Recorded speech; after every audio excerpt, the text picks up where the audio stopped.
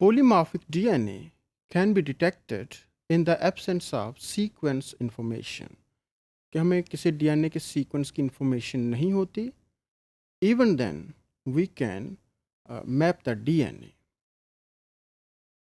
For example, here we can use the technique which is called as PCR in order to amplify the particular genomic DNA. And in first instance, we cannot use STS sequences. Like STS sequences are sequence tagged sites. They are mainly used to map the DNA, but here if such sequences like STS are not even known, we can amplify the DNA segment. And here, if you remember, we can develop arbitrary primer. I hope कि आपको याद होगा rapid की technique, that is random amplified polymorphic DNA. हम arbitrary primer develop करते हैं जिनका जो sequence length है it may be around 10 nucleotide base pairs, और इसमें जो GC content manage किया जाता है it may ranges from 50 to 80%.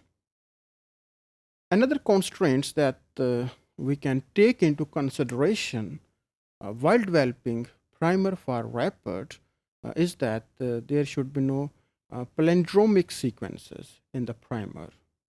Palindrome means if the sequence they are reading the same, that is in 5' to 3' direction they are the same.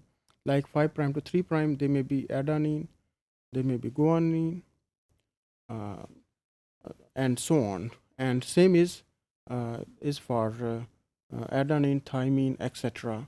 So they should not be read same in 5' to 3' direction. जैसे मैंने कहा कि अगर कोई चीज़ लिखी हुई है ABCD है तो दूसरी 5' से वो ABCD की तरह उसके सीक्वेंस ना हो.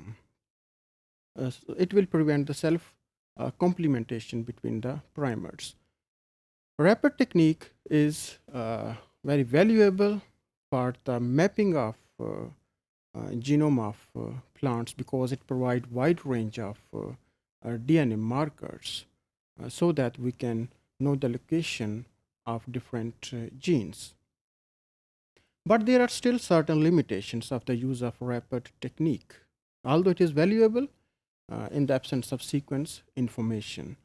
The limitation is that reaction mixture can influence the result. कि template concentration कितनी है, दूसरा solutions कितने हैं, एक ग्रुप के रिजल्ट और आएंगे, किसी और रिसर्च ग्रुप के रिजल्ट वेरिएबल हो सकते हैं. And in the same way एक और जो लिमिटेशन है कि हेट्रोजाइगोट्स जो हैं उनको हम डिटेक्ट नहीं कर सकते, कि जो दो अगर पेरेंट्स हैं तो उनके जो हेट्रोजाइगोट बनते हैं they are difficult to detect. Because of these limitations, a modification has been developed where we can use STS sequences. कि अब हमें कोई ऐसा DNA का सेगमेंट सेलेक्ट करना पड़ेगा जिसका सीक्वेंस हमें नोन हो. So this is one of the variation where we can use STS sequences so that we can develop site-specific primer. If primer they are available, then we can specifically amplify the target DNA sequence. और जब हमारे पास amplified fragments आते हैं इनको purify किया जाता है and then they can be digested with a set of restriction endonucleases, or digestion के बाद we can resolve them on the gel. Because here we are going to use amplified DNA fragments and then they are digested, then they are commonly called as the caps. That is, cleaved amplified polymorphic sequences are caps. Now these sequences they are very helpful even to differentiate the heterozygote. Suppose here we have three type of sequences.